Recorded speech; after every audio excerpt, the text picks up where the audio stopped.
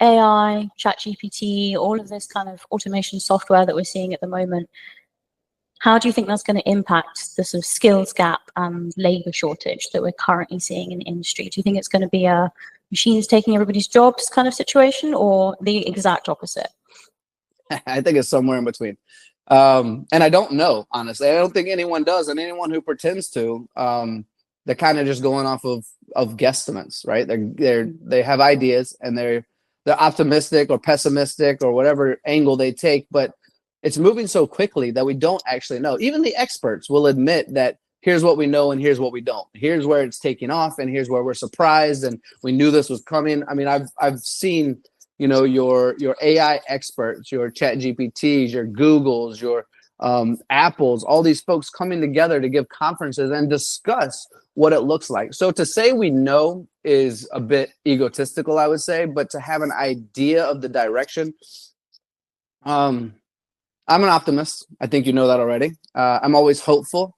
I don't think it's going to be like iRobot or Terminator. I do see it taking jobs, but I only see it taking jobs we don't want to do. I see it freeing us up from, in automation, we called it the 4Ds. When you talk about robots and cobots, you talk about dull, dirty, dangerous, and dainty. All of these things that you don't want to do repetitively, let a robot do. And to be fair, if we're going to make the argument or the discussion, you shouldn't really be able to take care of a 2 to 3 to 4 person household off of a job that a robot can do anyway. We need to evolve. No one should think that fast food, working the line of fast food, is the career for the rest of their lives. You always have to grow into a management and to program robots in this specific situation. I do think it'll take jobs. It'll take the jobs that are less desirable, the heavy lifting, where we have so many insurance claims of bad backs, people going to the doctor in the hospital. It'll take away the less desirable positions.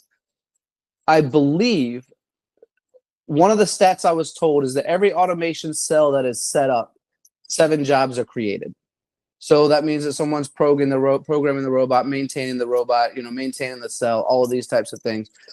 When we get into AI, we are now talking about unlimited potential, right, Rosie? I mean, we are just at the beginning and trying to keep up. Everyone's using it for their social media posts now, and it's obvious when somebody does. It's a little bit frustrating when somebody just copy and paste the exact thing that ChatGPT tells them. It's like, I know what you're doing. It looks horrible. At least take like 50% of it and make it your own. Like, use it as a baseline. I get that. But what it'll do in a machine shop will be fascinating, right? Because if you're not adopting AI, if you're not adopting the ability to quote better, to quote faster, to take care of customers, to answer questions that the customers might have, we are traditionally very tribal knowledge based, Rosie. We have ladies and gentlemen that have been in the industry a long time, and they have not written anything down, and they know a lot of you know what, and it exists, but we've never written it down. AI, ERPs that adapt, machine monitorings that adapt, to have the true full scope of every aspect of tribal knowledge documented in real time, not tomorrow, not the next day, but when I'm looking at it right now, I know my job is going to be early, late, or need tools. I need to place ordering. It can be all done systematically now. I don't need to go into my big book of products, make a phone call. It'll automatically do it in ERP. And you would not believe, or maybe you would, Rosie, but you would not believe how many people are poorly quoting just to compete with the Joneses next door. So they'll take an undercut and make no profit whatsoever. Quoting is one of the curses of our industry, thinking we can work harder to make up for the lost profits.